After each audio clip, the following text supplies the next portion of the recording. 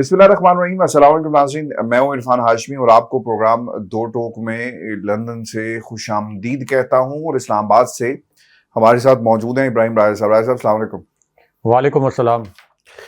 راجہ صاحب، تین خبریں میرے پاس آج جس پر تفصیل سے ہم بات کریں گے۔ پہلی خبر جو ہے وہ عمران خان صاحب سے جڑی ہوئی ہے، اور ان کی گفتگو کیوں نہیں کروائی جا رہی، جیلر کے خلاف کیا توہین عدالت کی کارروائی ہوگی، عدالت کا فیصلہ کیا تھا، اور اب جو تحریک انصاف ہے کیا حکمت عملی اپنانے جا رہی ہے، اس کی تفصیل رکھیں گے آج کی اس نشست کے اندر۔ اور پھر عمران خان نے پیغام بھیجا ہے پاکستان کی عوام کے لیے جیل سے، یہ پیغام کیا ہے ایسے حالات میں جب تحریک انصاف کے خلاف جو ہے وہ ایک کیمپین اسے کہیں رائے صاحب، یا اسے یہ کہیں کہ تحریک انصاف کو کرش کرنے کی ایک باقاعدہ مہم کافی دنوں سے جو چل رہی ہے، یہ اب ایک نئے فیز میں داخل ہو چکی۔ دو آرڈرز موجود ہیں بڑی عدالتوں کے، اس کے باوجود یہ کچھ ہو رہا ہے، لیکن ایک شخصیت عدالت پہنچتی ہے، اور اس شخصیت نے عدالت کو کس قسم کی یقین دہانی کروائی، یہ بھی میں آپ کے سامنے رکھوں گا۔ اور پھر رائے صاحب ایک ویڈیو وائرل ہو رہی ہے پی ٹی آئی کے ایک سابق رہنما کے حوالے سے، اور ان کی گرفتاری ہوئی ہے، اور اس گرفتاری کا تعلق کیا ہے اس ویڈیو کے ساتھ، جس نے پورے کا پورا نا کھیل اور اس کا بھیج ہے وہ کھول کے رکھ دیا ہے اور ڈراپ سین ہو گیا۔ لیکن رائے صاحب، سب سے پہلے پاکستان تحریک انصاف کے ورکرز کنونشنز، 3 لوگ اکٹھے ہو جائیں، 3000 اکٹھے ہو جائیں، 300 اکٹھے ہو جائیں، 30,000 اکٹھے ہو جائیں، آرڈر یہی ہے کہ انہیں اکٹھے نہیں ہونے دینا۔ دوسری طرف اگر ایک کمپیریٹیو انالیسس رکھ لیں رائے صاحب، پیٹرول تک جو ہے نا وہ بھر کے لوگوں کے موٹر سائیکلز میں دیا جا رہا ہے پرویز خٹک صاحب کے جلسوں کے لیے، اور لوگ پیٹرول ڈلواتے ہیں اور آگے سے ہنستے ہوئے کہتے ہیں کہ جو پیٹرول ہے وہ پرویز خٹک کا، لیکن ووٹ عمران خان کا۔ آپ نے سب کچھ کر لیا، آپ عمران خان کو دیوار کے ساتھ لگانے کی ہر وہ کوشش کر چکے، لیکن کیا عمران خان یا تحریک انصاف ٹوٹ پائے گی؟ ایک بنیادی سوال ہے۔ رائے صاحب، میں نا جو 4 نکات ہیں، کیونکہ پی ڈی ایم کے ایک کارندے نے، اسے اب کارندہ اس لیے کہنا چاہیے کیونکہ انہوں نے بھی گواہی دے دی ہے پی ٹی آئی کے حوالے سے، وہ گواہی کیا ہے وہ بھی میں آگے رکھوں گا، لیکن پہلے ورکرز کنونشنز مانسہرہ میں جی، ورکرز کنونشنز پوری رات کرفیو لگا رہا ہے، لوگوں کو پکڑ دھکڑ کر آپ نے ڈال دیا جیل میں، کرفیو لگا دیا، عمران خان زندہ باد کے جو بھی نعرے لگاتا ہے اس کو پکڑ لیا جاتا ہے، ہائی کورٹ کے آرڈرز پشاور ہائی کورٹ کے آپ نے ہوا میں اڑا دیے۔ اس کے علاوہ جو شخصیت جس کا میں نے ذکر کیا پروگرام کے شروع میں انٹرو میں، ایڈوکیٹ جنرل صاحب تھے جی، جنہوں نے یقین دہانیاں کرائے کہ کچھ نہیں ہوگا اس ملک کے اندر۔ آئے صاحب، ایڈوکیٹ جنرل ہو یا پھر اس کے علاوہ کوئی کاکڑ صاحب ہوں، یقین دہانیاں لیول پلینگ فیلڈ کی ضرور دے رہے ہیں، لیکن آن گراؤنڈ یعنی لیول پلینگ فیلڈ کے بالکل اپوزٹ گراؤنڈ کے اوپر کچھ اور کھیل کھیلا جا رہا ہے۔ راجہ صاحب، اس حالات کے اندر جو ہمارے لسنرز ہیں، پاکستان کی عوام ہے، 26 کروڑ عوام یہ سوال ضرور کر رہی ہے کہ پی ٹی آئی کو آپ نے بند کر دیا، آنے والے دنوں میں جب الیکشن کی باقاعدہ مہم اب شروع ہو جانی چاہیے، دوسری طرف نواز شریف کی پورے ملک میں کیمپینز کا آغاز کیا جا رہا ہے، تو تحریک انصاف کو دیوار سے لگا کر یہ معاملات کیسے آگے بڑھیں گے اگر کنونشنز نہیں ہوں گے، تقریریں نہیں ہوں گی؟ آپ کو لگتا ہے کہ جب ہم یہ کہتے ہیں نا کہ عمران خان کھمبے پر بھی اگر ہاتھ رکھے یا کھمبا بھی اگر کھڑا ہو جائے تو ووٹ اس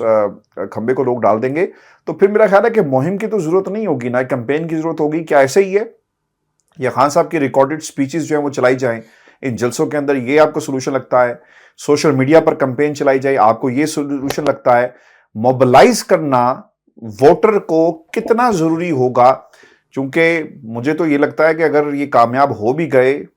جتنی بھی کنسٹیچوئنسیز ہیں وہاں پہ اپنے کینڈیڈیٹس کو فیلڈ کرنے میں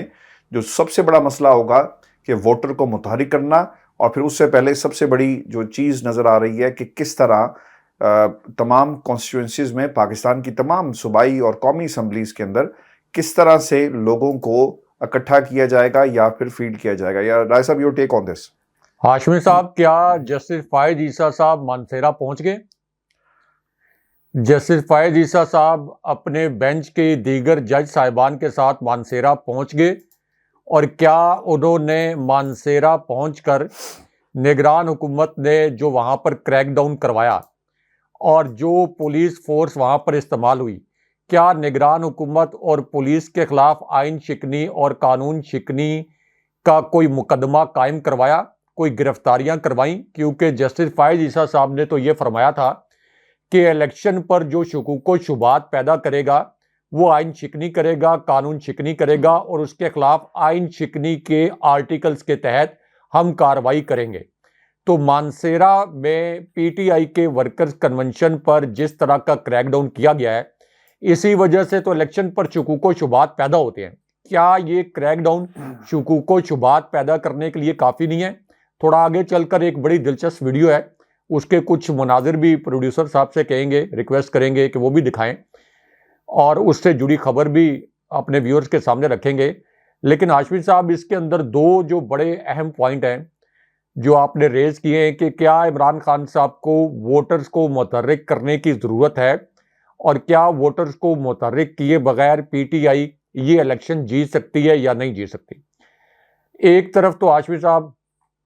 نواز شریف اور نون لیگ، جن کو پورا کھلا میدان دیا گیا ہے، اس کے باوجود وہ اپنی انتخابی مہم نہیں چلا پا رہے۔ اس کی وجہ یہ ہے کہ ان کے جلسوں میں لوگ ریاستی مشینری استعمال کرنے کے باوجود، پیسہ استعمال کرنے کے باوجود، یہاں تک کہ بہت عجیب سی بات ہے، میں عموماً اس قسم کی باتیں نہیں کرتا لیکن حقائق آپ کو اپنے ویورز تک لانے پڑتے ہیں، یہاں تک کہ اسٹیج ڈانسرز کو متعارف کروانے کے باوجود کہ شاید کوئی مردوں کی ویورشپ جو ہے اس کو، مردوں کی جو آڈینس ہے اس کو کوئی اٹریکٹ کر لیا جائے، کوئی اٹینڈنس ان کی آئے، لیکن اس کے باوجود اس وقت نون لیگ انتخابی، یعنی بریانی قیمے والے نان سے ڈانسرز تک بات یہ کہنا پہنچ چاہ گئی رہے ہے، ہیں۔ خواتین ڈانسرز تک، اور کوئی بھی جلسہ شروع ہونے سے پہلے 2 گھنٹے یہ اسٹیج کے اوپر ڈانس وغیرہ کروایا جاتا ہے تاکہ کسی طریقے سے کوئی اس انٹرٹینمنٹ اس کو سمجھ کے آ جائے کہ چلیں ہم کوئی فنون لطیفہ سے کوئی لطف اندوز ہوں۔ لیکن اس کے باوجود نون لیگ میں اتنی سیاسی جرت نہیں ہے جب سے نواز شریف کا لاہور میں جلسہ الٹا ہے اور ناکام ہوا ہے کہ وہ کوئی اپنی انتخابی مہم شروع کر سکے۔ ان کا سارا دار و مدار پاکستان کے طاقتور حلقوں پر ہے کہ یہ ہمیں الیکشن جتوائیں گے۔ ان کو پتہ ہے کہ ہم خود کوئی الیکشن کیمپین نہیں کر سکتے۔ اس کے ساتھ استحکام پاکستان پارٹی، ان کو اپنے کنونشنز، نام نہاد جلسیاں کرنے کی پوری اجازت ہے۔ پیپلز پارٹی کو بھی اپنی جلسیاں، کارنر میٹنگز، ورکرز کنونشن کرنے کی اجازت ہے، لیکن عمران خان صاحب کو ورکرز کنونشن کرنے کی اجازت کیوں نہیں ہے؟ اس کے پیچھے کیا راز؟ اس کے پیچھے تو ایک بہت بڑی وجہ ہے، اور اس کی وجہ یہ ہے کہ اگر عمران خان صاحب کی مقبولیت کم ہو چکی ہوتی، اگر لوگ ڈر گئے ہوتے کہ عمران خان صاحب کو تو جیل میں ڈال دیا، عمران خان صاحب کو سپورٹ کرنے والے ہر شخص کو جیل میں ڈال دیا جاتا ہے، عمران خان صاحب کے حق میں بات کرنے والا ہر وہ شخص جو حقائق سامنے لے آئے، یہاں تک کہ اگر کوئی صحافی بھی حقائق سامنے لے آئے تو اس کو بھی جیل میں ڈالنے کا خدشہ ہوتا ہے۔ تو اس کے باوجود عمران خان صاحب کے یہ جو ورکرز کنونشن ہے، خدشہ یہ ہے کہ یہ بہت بڑے بڑے جلسوں میں بدل جائیں گے، کیونکہ عمران خان صاحب کی پاپولیرٹی تو اس جبر کے ماحول کے باوجود کم نہیں ہوئی، تو اس وجہ سے یہ ورکرز کنونشن نہیں ہونے دے رہے۔ یعنی ایک طرف تو مریم نواز یہ کہتی ہیں کہ نواز شریف پاکستان کے سب سے مقبول لیڈر، اور نواز شریف کے متعلق ایک بڑا زبردست لطیفہ بھی آج سامنے آیا، بہت زبردست، ہمارے ویورز بڑے انجوائے بھی کریں گے، تھوڑا آگے چل کر بتاتا ہوں۔ تو مریم نواز ایک طرف تو یہ کہتی ہیں کہ نواز شریف سب سے مقبول لیڈر ہیں اور عمران خان کی کوئی مقبولیت نہیں ہے، اور عمران خان صاحب نے کچھ دھاندلی سے 2018 کا الیکشن جیتا تھا، اور اس وقت عمران خان کی مقبولیت بالکل زمین کے اوپر ہے۔ اگر عمران خان صاحب کی مقبولیت نہیں ہے تو ان کو کرنے دیں، آپ جلسے، آپ ان کو ورکرز کنونشن کرنے دیں، عمران خان صاحب کو بھلے جیل میں رکھیں لیکن ان کو ان کے جلسے جلوس کرنے دیں۔ ایک تو ہاشمی صاحب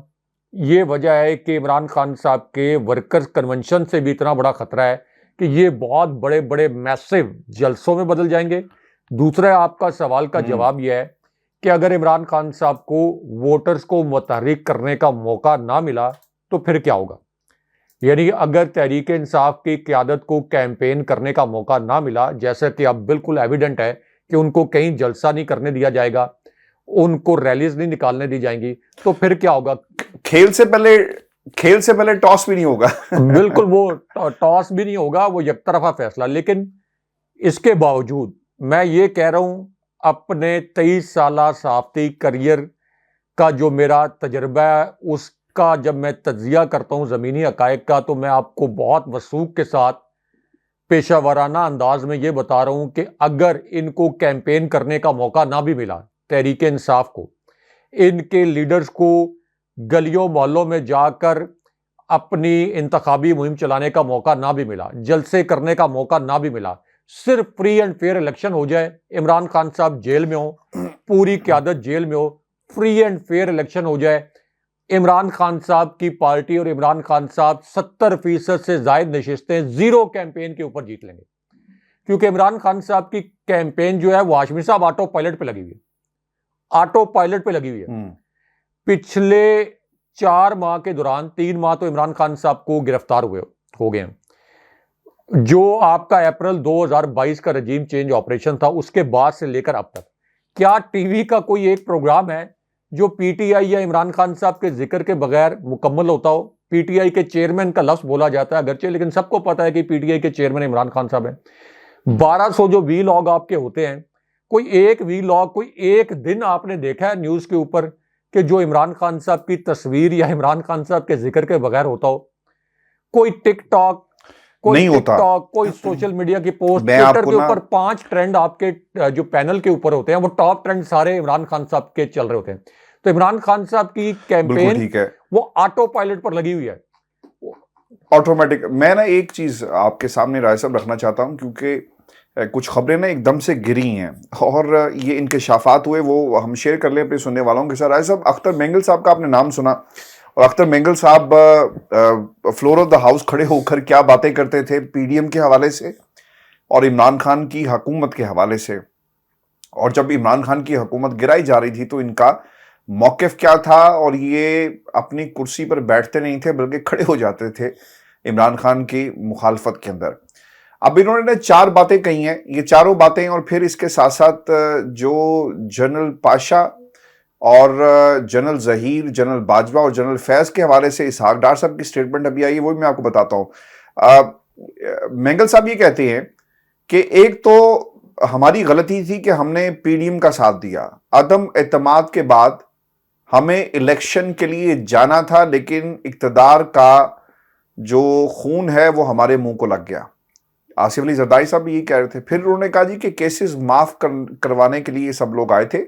پارلیمنٹ کو استعمال کیا گیا، ہمیں استعمال کیا گیا اور ہم استعمال ہوئے. پھر ڈیلیور نہ کرنے کا اعتراف بھی انہوں نے کیا ہے کہ ڈیلیور نہیں ہم کر سکے. اور آصف علی زرداری صاحب شہباز شریف کے بارے میں بھی کہہ چکے ہیں نا کہ جس مقصد کے لیے سے لائے گئے تھے، شہباز کو ہم نے لے کر آئے، وہ مقصد شہباز سے پورا نہیں ہو سکا. اور پھر پی ٹی آئی توڑنے کا بھی اعتراف ان کی طرف سے کیا گیا ہے. رائے صاحب، یہ جو حمزہ شہباز ہے نا، ان کی شیروانی جب تیار ہوتی ہے تبھی آپ کو یہ ٹیلی ویژن پر نظر آئیں گے، بیانات کی شکل میں نظر آئیں گے. جب شیروانی پہننے کی باری نہیں آتی تو یہ ان کی کوشش یہ ہوتی ہے کہ کسی طرح یہ پارٹی کے کام میں جو ہے وہ آگے آگے نہ ہو. یہ مروثیت کا یہ حسن ہے کہ جو حمزہ شہباز نے جو روایت پیدا کی ہے. اچھا، اب اس میں نا ایک بڑی امپورٹنٹ چیز یہ ہوئی ہے. حمزہ شہباز یہ کہتے ہیں کہ جب تک 10 سال کے لیے آئینی تحفظ نہیں ہوگا، پاکستان کے اندر معاشی سمت کا تعین نہیں ہو سکتا. رائے صاحب، یہ تو 10 سال مانگ رہے ہیں، 10 سال مانگ رہے ہیں، اور کس سے مانگ رہے ہیں؟ تحفظ مانگ رہے ہیں، عدالتوں سے مانگ رہے ہیں، کسی اور سے مانگ رہے ہیں، کس سے مانگ رہے ہیں؟ یہ بتائیں ہمیں. اور پھر یہ جو مینگل صاحب نے غلطی کا اعتراف کر لیا، اور اس کے اندر نا یہ جو محمود اچکزئی ہے نا، ان کا بھی ایک جملہ میں شامل کر دیتا ہوں، کیونکہ ان کا تعلق بھی مینگل صاحب والی بات سے ہے. وہ یہ کہتے ہیں کہ پی ڈی ایم کو کہا تھا کہ چیئرمین پی ٹی آئی کی دشمنی میں حد سے آگے نہ جائیں، لیکن انہوں نے میری بات نہیں مانی، اور آج دیکھ لیں کہ حالات جو ہیں وہ کہاں پر سٹینڈ کرتے ہیں. اب یہ جو 4 جنرلز کے بارے میں بات کی ہے اسحاق ڈار نے پاکستان کے نیشنل ٹیلی ویژن پر، اس پہ آگے بات کرتے ہیں. نگران صاحب، یور ٹیک آن دس. اچکزئی، مینگل صاحب اور پھر حمزہ شہباز 10 سال مانگ رہے ہیں. حمزہ شہباز جو 10 سال مانگ رہے ہیں، اس کو آپ نواز شریف کے متعلق جو میں لطیفہ سنانے لگا ہوں اس کے ساتھ جوڑ لیں. نواز شریف کے متعلق یہ لطیفہ ایک خبر کی صورت میں لانچ کیا گیا. ایک خبر کچھ صحافیوں کو دی گئی، وہ نواز شریف جو کہ عدالتوں سے اشتہاری مجرم مفرور قرار پائے اور یہاں پر جعلی طریقے سے جن کو ضمانت دی گئی، ان کے متعلق یہ خبر لانچ کروائی گئی جو الیکشن سے فرار اختیار کیے ہوئے ہیں، کیونکہ ان کی جو پاپولیرٹی ہے وہ پنجاب میں ان کے اپنے الیکشن سروے کے مطابق کہ عمران خان صاحب پنجاب میں 66% سے زائد نشستیں جیل میں ہوتے ہوئے بھی لے لیں گے. یہ نون لیگ کا انٹرنل سروے ہے. اس کے باوجود خبر یہ لانچ کروائی گئی کہ نواز شریف تمام جو سیاسی جماعتیں ہیں ان کے وفود کو یا ان کے قائدین کو بلائیں گے، یعنی نواز شریف ایک کانفرنس کو چیئر کریں گے. ایک غیر ملکی شخص جو کہ تقریباً 4 سال کے بعد پاکستان لوٹا، عدالتوں کے فیصلوں کے نتیجے میں اشتہاری قرار پایا، پاکستان سے منی لانڈرنگ کر کے رقم یہاں سے لے گیا، 4 سال کے بعد واپس آیا، ابھی بھی اس کا سٹیٹس مجرم کا ہے، اس کا سٹیٹس مجرم سے ختم نہیں ہوا. لیکن اس کے باوجود یہ خبر لانچ کروائی گئی کہ وہ ان کی قیادت کے اندر پاکستان کی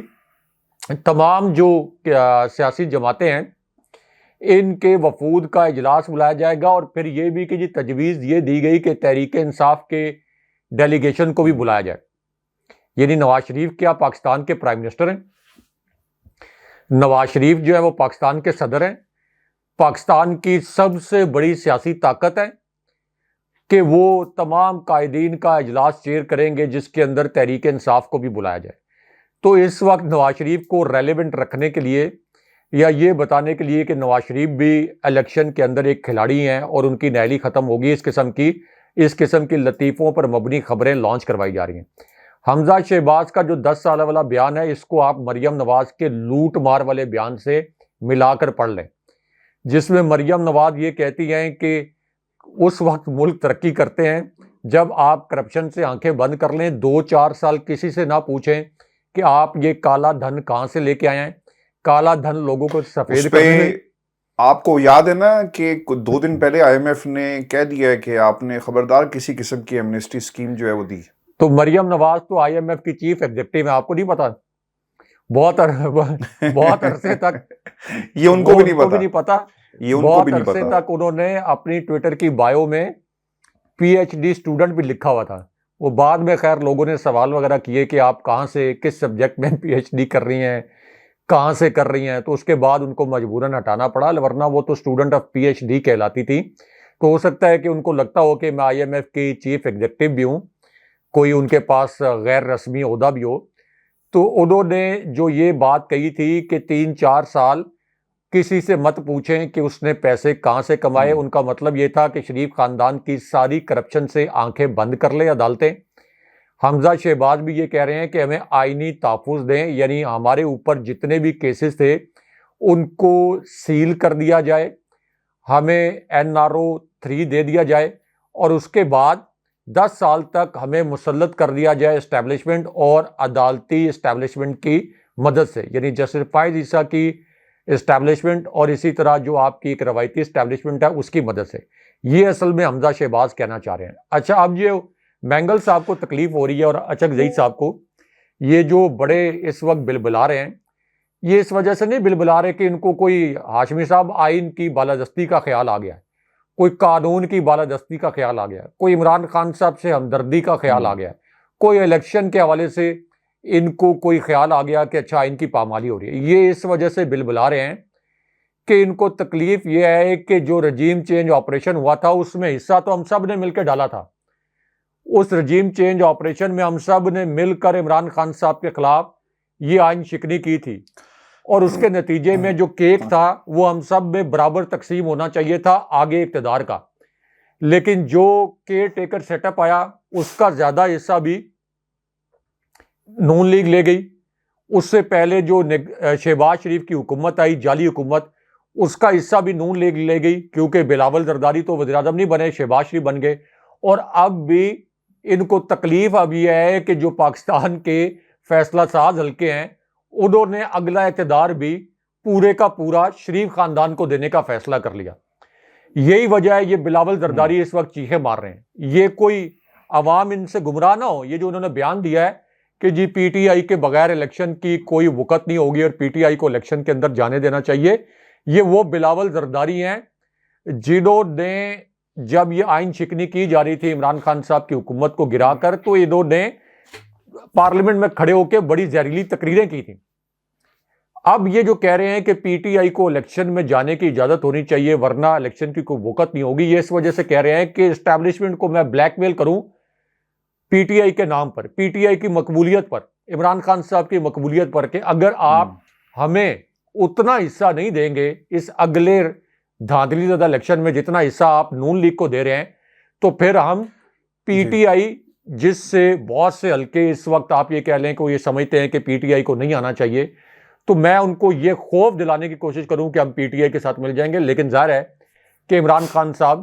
کسی بھی صورت اس معاملے پہ کمپرومائز نہیں کریں. چھوٹا سا سوال یہ کہ یہ 10 سال کی بات تو ہم خان صاحب کی دور حکومت میں سنتے تھے نا کہ یہ 10 سال کے لیے اور اگلی باری بھی خان صاحب کی ہوگی، لیکن راجہ صاحب یہ اب اسکرپٹ وہی ہے اور یہ جو جملہ کہا جا رہا ہے کہ 10 سال دیے جائیں، تو میرا خیال ہے کہ انہوں نے مینیو میں یہ 10 سال جو ہے وہ ایڈ کر دیے. اس پہ کوئکلی کمنٹ بھی کر دیجیے گا، لیکن راجہ صاحب اس کے ساتھ ساتھ یہ خبر بھی ہم شامل کر لیں اور دونوں کا آپ اکٹھا جواب دے دیجیے گا، کیونکہ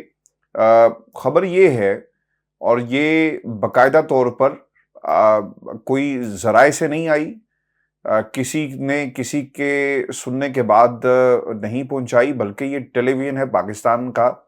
جہاں پر پاکستان کے سابق وفاقی وزیر خزانہ اور رائٹ ہینڈ نواز شریف صاحب کے ٹی وی پر بیٹھ کر یہ بات کر رہے ہیں اور انہوں نے 4 جرنیلوں کے حوالے سے یہ بات کہی ہے. اچھا، ڈار صاحب کہتے ہیں، ان سے سوال ہوا کہ کیا نون لیگ اقتدار میں آ کر سابق جرنیلوں کے خلاف کارروائی کرے گی؟ یہ سوال تھا اسحاق ڈار صاحب سے، اور اس پر انہوں نے کیا کہا. وہ یہ کہتے ہیں کہ ماضی میں جو اقدامات ہوئے ہیں انہیں کسی کارروائی کے بغیر یوں ہی نہیں چھوڑنا چاہیے. رائے صاحب، اینٹی اسٹیبلشمنٹ بیانیہ تو شروع ہو گیا اور جس کو تھوڑی دیر کے لیے روک دیا گیا تھا، یہ دوبارہ سے اس بیانیے کی ابتدا جو ہے وہ کر دی ہے، کیونکہ پاکستان پیپلز پارٹی یہ سمجھتی ہے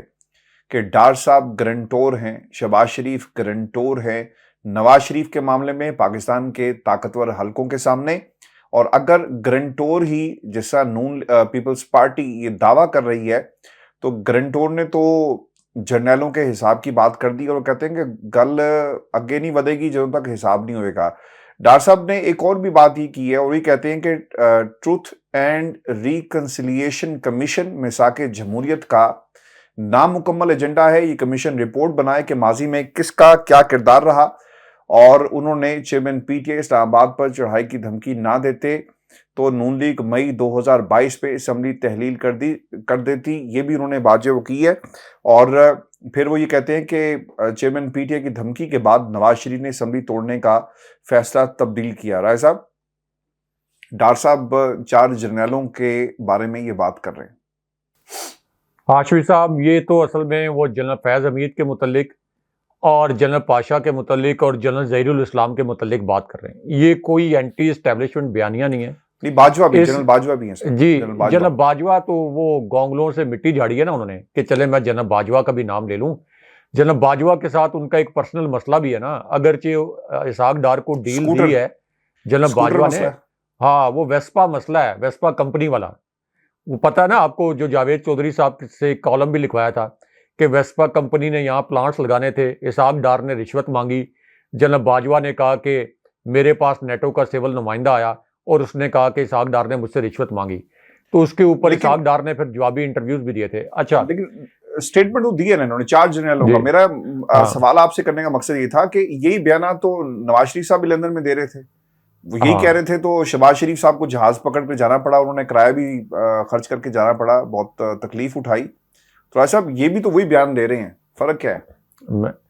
دیکھیں، ایک تو یہ ایک بہت بڑی خبر اخبارات کے فرنٹ پیج پر شائع ہوئی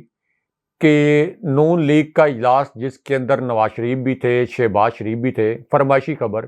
اس میں شہباز شریف کا مفاہمتی بیانیہ چھایا رہا، اور نون لیگ کے نواز شریف کے کیمپ کے لوگوں نے بھی کہا کہ مفاہمت سے چلیں گے، اور نواز شریف نے بھی کہا کہ میں نے ماضی بھلا دیا. یہ خبر اخبارات کے فرنٹ پیج پر شائع ہوئی. تو اس کا مطلب یہ ہے کہ وہ اسٹیبلشمنٹ کو یہی پیغام دے رہے ہیں کہ آپ کے بوٹ پالش کر کے جس طرح سے ہم نے اقتدار حاصل کیا تھا اسی طرح ہم بوٹ پالش کرتے رہیں گے. اب اسحاق ڈار نے یہ جو بات کی ہے اس کا کانٹیکسٹ دیکھنے کی ضرورت ہے کہ ان سے سوال کیا کیا گیا تھا. ان سے جو سوال کیا گیا تھا اس کے جواب میں اسحاق ڈار کو یہ الفاظ کہنے پڑے. لیکن کیا جنرل باجوہ، جنرل ظہیر الاسلام، جنرل فیض حمید اور اسی طرح جنرل پاشا کا یہ احتساب کریں گے؟ اگر انہوں نے کرنا ہوتا، ابھی تو یہ حکومت میں نہیں ہے، 13 ماہ رہی ہے نا ان کی حکومت، اپریل 2022 سے اونورڈ حکومت رہی ہے ان کی، تو یہ کر لیتے. کیوں نہیں کیا انہوں نے؟ 13 ماہ سے زائد ان کی حکومت رہی ہے. احتساب تو دور کی بات، یہ تو اس وقت ان کی تعریفیں کرتے رہے. اور شہباز شریف تو یہ کہتے رہے ہیں کہ مجھے تو اسٹیبلشمنٹ کی آنکھوں کا تارا ہونے پر فخر ہے. تو یہ ان کا کوئی بیانیہ نہیں ہے، نہ ان کا پرو اسٹیبلشمنٹ بیانیہ ہے، نہ ان کا اینٹی اسٹیبلشمنٹ بیانیہ ہے. ان کا بیانیہ صرف یہ ہے کہ آپ کو جس طریقے سے اقتدار مل سکتا ہے آپ اقتدار لیں، اپنے تمام رشتہ داروں کو نوازیں، یہاں سے لوٹ کھسوٹ کریں، عدالتوں سے مفرور اشتہاری قرار پائیں اور پھر یہاں سے آپ نکل جائیں وائسرائے بن کر، اور پھر دوبارہ حکومت کا موقع ملے تو پھر آ جائیں. اب آ جائیں 10 سال کا، اب آ جائیں کہ 10 سال جو حمزہ شہباز شریف اور نواز شریف 10 سال کی گارنٹی مانگ رہے ہیں اور یہ سوچ رہے ہیں کہ 10 سال تک ہمیں اقتدار ملے گا. اچھا، ایک تو نواز شریف نے اس سے پہلے بھی 90 کی دہائی میں بڑے اوور کانفیڈنٹ ہو کے یہ پلاننگ کی تھی کہ میں اتنے عرصے تک حکومت کروں گا اور اتنے ایفیکٹولی حکومت کروں گا کہ مجھے کوئی ہلا نہیں سکے گا اور میں کوئی امیر المومنین بن جاؤں گا. یہ اس طرح کی خبریں انہوں نے لانچ کروائی تھی اور اس طرح کے صحافیوں سے خبریں لگوائی تھی کہ میرے نام کے ساتھ پیچھے یہ سابقہ جو ہے وہ لگایا جائے. ہاشمی صاحب، اسٹیبلشمنٹ کی پالیسیاں جو ہیں وہ 1.5-2 سال کے بعد پاکستان میں بدلتی ہیں. یہ پچھلے 75 سال سے یہ کیا ہو رہا ہے. جناب باجوہ نے 5 سال کے اندر کتنے وزیر اعظم رخصت کیے، آپ اندازہ کر لیں کہ جناب باجوہ آرمی چیف ایک ہی رہے، لیکن اپنے 6 سال کے اندر جو ان کا 6 سال کا ٹینیور تھا اس میں انہوں نے کتنے وزرائے اعظم رخصت کیے. اب اس پوری صورتحال میں یہ جو 10 سال کا پلان بنا کر بیٹھے ہوئے ہیں، ایک پلان پاکستانی عوام بھی بنا کر بیٹھے ہوئے ہیں اور ایک پلان جو ہے وہ قدرت کے نظام کے تحت بھی چلتا ہے. ہاشمی صاحب، جس طریقے سے 13 مہینے میں اور پھر اس کے بعد ان کی حکومت کا جو تسلسل چلا ہے اس میں جس طریقے سے لوگوں پر مہنگائی کا قہر نازل ہوا ہے، جس طریقے سے انہوں نے عوام کو فاقوں پر مجبور کر دیا، جس طریقے سے انہوں نے عمران خان صاحب کے 6% کے گروتھ ریٹ کو 0.2% تک نیچے گرا دیا، تو اس کے بعد تو اگر یہ فری اینڈ فیئر الیکشن ہو تو ان کی تو ضمانتیں ضبط ہو جائیں. اور اگر ان کو اب الیکشن کے نتیجے میں مسلط کر بھی دیا جائے گا تو یہ 10 سال مانگ رہے ہیں، اس سے پہلے یہ 30 سال حکومت میں رہے ہیں. تو 30 سال یہ اگر ملک کو 1 انچ آگے نہیں بڑھا سکے تو 10 سال میں یہ کیا آگے بڑھائیں گے؟ 2-4 مہینے 6 مہینے بھی لوگ ان کو برداشت نہیں کریں گے. یہاں پر مظاہرے شروع ہو جائیں گے. ایک ریگڈ الیکشن کو جو عالمی سطح پر قبولیت حاصل نہیں ہوگی، عالمی مبصرین اور عالمی اداروں کے نمائندے پہلے ہی پاکستان پہنچ چکے ہیں. ریگڈ الیکشن اور جو پری پول دھاندلی ہو رہی ہے اس کے اوپر پہلی کنسرنز اٹھائے جا رہے ہیں. تو یہ تو 6 مہینے ایک تو اپنی پرفارمنس کی بنیاد پر ریگڈ الیکشن کے نتیجے میں جو اپنی ان کی پرفارمنس نہیں دکھا سکیں گے، پھر اس کو قبولیت حاصل نہیں ہوگی، پھر جو احتجاج ہوگا، تو یہ تو 6 مہینے سے آگے ان کے لیے حکومت کو سنبھالنا بڑا مشکل ہو جائے گا. تو یہ جو 10 سال کے پلان بنا کر بیٹھے ہوئے ہیں، مجھے تو لگتا ہے یہ 1-1.5 سال بھی نہیں کر پائیں گے. اور 1-1.5 سال کے اندر آپ یہ بھی دیکھیں گے کہ ان کی اسٹیبلشمنٹ سے لڑائی بھی ہو جائے گی، کیونکہ یہ اسٹیبلشمنٹ سے ڈو مور کا تقاضا کرتے رہیں گے. یہ کہیں گے الیکشن تو جتوا دیا، اب ہماری بری پرفارمنس کا سارا ذمہ بھی آپ لیں، یہ سارے الزامات بھی آپ اپنے سر لیں، سارے سوالات بھی آپ سے ہوں اور ہم سے کسی قسم کا سوال نہ کیا جائے. تو جب یہ ڈو مور ایک حد سے آگے بڑھے گا تو ظاہر ہے کہ ایک وقت آئے گا کہ اسٹیبلشمنٹ یہ تمام سوالات کا رخ اپنی جانب تو نہیں موڑے گی، تو وہاں پر آپ دیکھیں گے کہ یہ اسٹیبلشمنٹ سے بھی لڑیں گے. تو یہ 10 سال تو ایک طرف، مجھے تو یہ جو ریگڈ الیکشن کے نتیجے میں ان کی حکومت آئے گی وہ 1 سال بھی بڑی مشکل سے چلتی ہوئی نظر آ رہی ہے. اور آپ دیکھیں گے یہ لیکن آپ کو نہیں لگتا، آپ نے ایک لفظ استعمال کیا کہ یہ اسٹیبلشمنٹ کو کہیں گے کہ ڈو مور، راج صاحب یہی آپ نے کہا نا کہ اسٹیبلشمنٹ کو کہا جائے گا ڈو مور، تو اسٹیبلشمنٹ بھی تو ان کو کہہ سکتی ہے کہ ڈو مور. چونکہ جنرل باجوہ 2 دفعہ کہہ چکے ہیں سیاسی جماعتوں کو کہ ڈو مور. دیکھیں اسٹیبلشمنٹ ان کو ہو سکتا ہے کہ کہے ڈو مور، لیکن ایک ہسٹری رہی ہے شریف خاندان کی. سابق آرمی چیف جنرل آصف نواز کو انہوں نے BMW گاڑی دینے کی کوشش کی تھی 2 مرتبہ، ایک مرتبہ مری میں، ایک مرتبہ لاہور میں. اور جب انہوں نے وہ BMW گاڑی لینے سے انکار کیا تو اس کے بعد ان کو یہ پتا چلا کہ ان کے کور کمانڈرز کو بھی اسی طرح گاڑیاں دینے کے لیے انہوں نے رشوت کی آفر کی ہے. تو یہ تو اسی طریقے سے آپ کہہ لیں کہ اعلیٰ عہدیداروں کو لبھانے کی کوشش کرتے ہیں. تو اسٹیبلشمنٹ کو اگر یہ ڈو مور کا کہیں گے تو ضروری نہیں ہے کہ اسٹیبلشمنٹ جس طرف آپ اشارہ کر رہے ہیں اسی قسم کا فیصلہ کرے. اسٹیبلشمنٹ یہ بھی اس وقت دیکھے گی کہ اس وقت عوام کا سینٹیمنٹ کیا ہے اور کس قسم کے سوالات کھڑے ہو رہے ہیں. یو نیور نو ہاشمی صاحب، پاکستانی اسٹیبلشمنٹ کی جو پالیسیز ہیں آج تک 75 سال میں ایسا نہیں ہوا کہ 2 سال سے زائد پالیسیز ان کی چلی ہوں ایک ہی طرح کی. جب سویلین حکومتیں ہوں، جب مارشل لا ہو، ڈکٹیٹرشپ ہو، اس وقت تو اور بات ہے. میں سویلین حکومت کی بات کر رہا ہوں. رائے صاحب، سپریم کورٹ میں عمران خان کے حوالے سے کیس کی سماعت سائفر اب یہ پہنچ چکا ہے، ڈائری نمبر لگ گیا ہے. فیصلہ کیا آئے گا؟ پوری قوم کی نظریں سپریم کورٹ آف پاکستان کی طرف لگی ہوئی ہیں اور قاضی صاحب کی عدالت سے کیا فیصلہ آتا ہے اس کا انتظار کیا جا رہا ہے. رائے صاحب، پھر ایک اور بھی یہ کام ہوا ہے کہ فواد چودھری صاحب کی گرفتاری، کیونکہ ان کے بارے میں یہ کہا جاتا ہے کہ یہ فرنٹ فٹ پر آ کر نہیں کھیلتے، اور فرنٹ فٹ پہ آ کر کھیلنے کے لیے آپ کو جگر گردہ چاہیے ہوتا ہے. جب آپ بیٹنگ کر رہے ہوتے ہیں تو یہ ان کے حوالے سے ایک چیز سامنے آئی. استحکام پاکستان پارٹی میں تو موجود ہیں لیکن فرنٹ فٹ پر آ کر نہیں کھیلے، اور وہ پارٹی بھی خاموش ہے. جس طرح وہ اپنے ایجنڈے کو لے کر خاموش ہے، اپنے نیریٹو کو لے کر خاموش ہے، ان کی گرفتاری پر بھی خاموش ہے. پھر رائے صاحب، خان صاحب کی ملاقات نہیں ہو رہی بچوں کے ساتھ، آرڈر بھی دکھا دیا گیا. اب آپ کو کیا لگتا ہے کہ یہ جو تینوں محاذ ہیں، کس محاذ سے عمران خان کے لیے کوئی اچھی خبر آئے گی؟ چونکہ آج بھی فواد چودھری صاحب کا جو دل ہے نا، مجھے لگتا یہ ہے کہ انہیں احساس تو ہوتا ہوگا جب وہ خلوت پہ بیٹھتے ہوں گے، جلوت سے نکل کر احساس ہوتا ہوگا کہ انہوں نے کتنی بڑی غلطی کر دی. کیونکہ جو فرنٹ فٹ پر آ کر نہیں کھیل رہے، لگ یہی رہا ہے کہ آج بھی ان کا دل جو ہے وہ پاکستان تحریک انصاف اور عمران خان کے ساتھ دھڑکتا ہے. رائے صاحب دیکھیں ہاشمی صاحب، ایک تو فواد چودھری کے متعلق ایک بڑی دلچسپ ویڈیو وائرل ہوئی ہے، اور ویڈیو بھی ایک ایسی سیاسی خاتون کی ہے جن کے متعلق کئی لطیفے سوشل میڈیا پر گردش کرتے رہتے ہیں. تو انہوں نے اپنی نادانی سے فواد چودھری کی گرفتاری کا جو پول ہے، اپنی نادانی سے یہ غلطی سے ٹی وی چینل پر بیٹھ کر کھول دیا. کیونکہ فردوس عاشق اعوان ان سے جب فواد چودھری صاحب کی سیاست کے متعلق پوچھا گیا تو انہوں نے کہا کہ وہ استحکام پاکستان پارٹی میں شامل تو ہوئے تھے لیکن وہ کوئی فرنٹ رنر کے طور پر استحکام پاکستان پارٹی میں کام نہیں کر رہے تھے. ان کو کلیئرٹی آف تھاٹس کی ضرورت ہے کہ وہ پہلے یہ فیصلہ کر لیں. اور پھر انہوں نے یہ بھی کہا کہ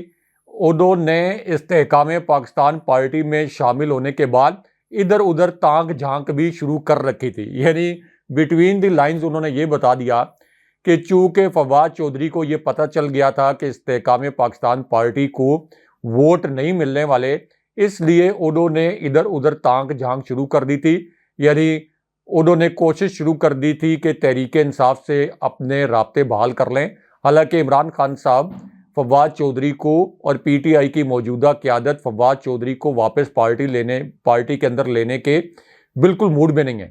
کیونکہ کچھ لوگ تو ایسے ہیں جن کو بہت جبر کا سامنا کرنا پڑا، لیکن فواد چودھری کو تو کسی قسم کی صحبت کا سامنا نہیں کرنا پڑا. انہوں نے تو سہل پسندی میں پی ٹی آئی کو چھوڑا.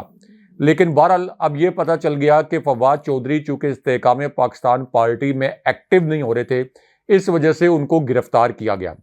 اب دوسری جانب جو آپ نے سپریم کورٹ سے عمران خان صاحب کے متعلق بڑی خبر کی بات کی ہے، تو ہاشمی صاحب سپریم کورٹ میں سائفر کیس جس کے متعلق عدالتی معاون یعنی اعتزاز احسن صاحب جو کہ اہم ترین کیسز میں عدالتی معاون رہے ہیں، لطیف کھوسا، سلمان اکرم راجہ، اسی طرح پاکستان کے چوٹی کے جو قانوندان ہیں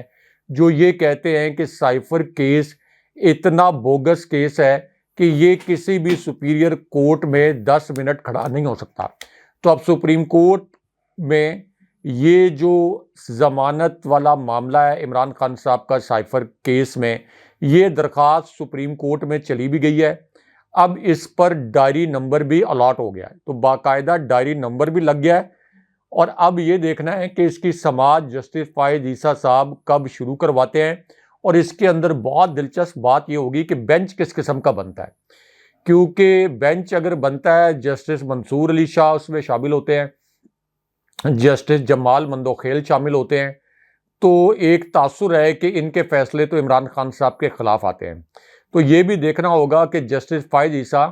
کیا پی ڈی ایم کو خوش کرنے کے لیے، ان کی خوشنودی کے لیے یہ جو ایک تاثر ہے اس قسم کا بینچ بناتے ہیں، یا جو ایک 3 رکنی کمیٹی ہے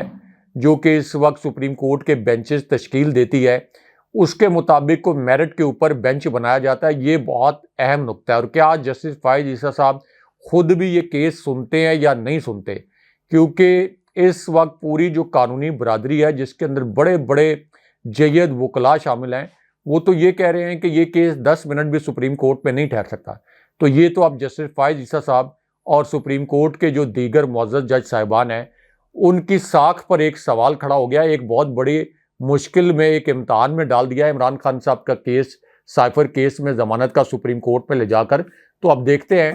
کہ بینچ کی تشکیل کیسے ہوتی ہے، اور کیا جسٹس فائز عیسیٰ صاحب جو آئین کی بالادستی اور قانون کی بالادستی کی بات کرتے ہیں، کیا وہ اس کیس میں میرٹ کے اوپر کوئی فیصلہ کرتے ہیں یا میرٹ پر کوئی بینچ بناتے ہیں۔